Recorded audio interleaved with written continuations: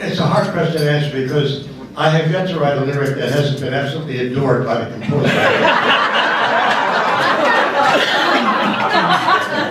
Would that that were true. When Jerry Bach and I first started to work together, I became aware very quickly of how sensitive we both were. But first, I should say, with Jerry, I didn't initially have to face the problem of telling him I didn't like anything because we worked in a way that I've never worked with any other composer. When we knew what the project was, we would go into our individual studios.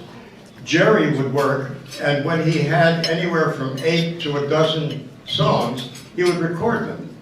And then he would send me a tape. So all I had to do was play the tape. And usually, on any given tape, there were only 2 or 3 melodies that really reached me. But I never had to tell Jerry, I don't like the rest of them. All I had to tell him was, there are 3 things on here that I love, and I can't wait to do the lyrics. So that was easy.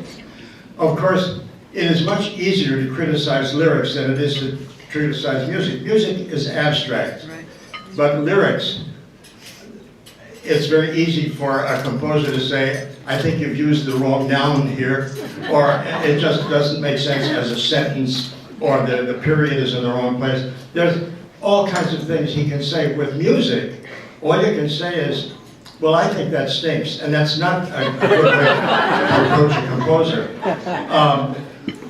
Our problem, well, it wasn't really a problem, but after I had exhausted all of the music that Jerry sent me, and I was delighted to have those wonderful tunes to work with. But then, there were moments where lyrics came first. And I wondered, is Jerry capable of setting a lyric as well as he can write music first? I needn't have worried, because everything I gave him, he said beautifully. But there were moments when he would play something and it just didn't jive with the feeling I had for what the song should be. For instance, in Fiorello, there's a song called Politics and Poker. When I gave Jerry the lyric, he said it as a kind of a 2/4 swingy little number. I thought, that's all wrong. And by this time, I knew enough to be very subtle in my criticism and not say, Jerry, that's terrible. No, I said, it doesn't seem to elicit the kind of response that I expected. I wasn't subtle enough. Jerry was furious. We had a big fight. He was living in New Rochelle at the time, and after we screamed at each other for a while, I went home. He called me early the next day, and he said, after I calmed down, I began to think about what you said, and I've rewritten it.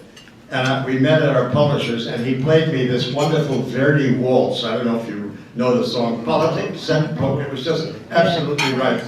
But what I discovered was that one has to be very careful. As artists, we are very sensitive.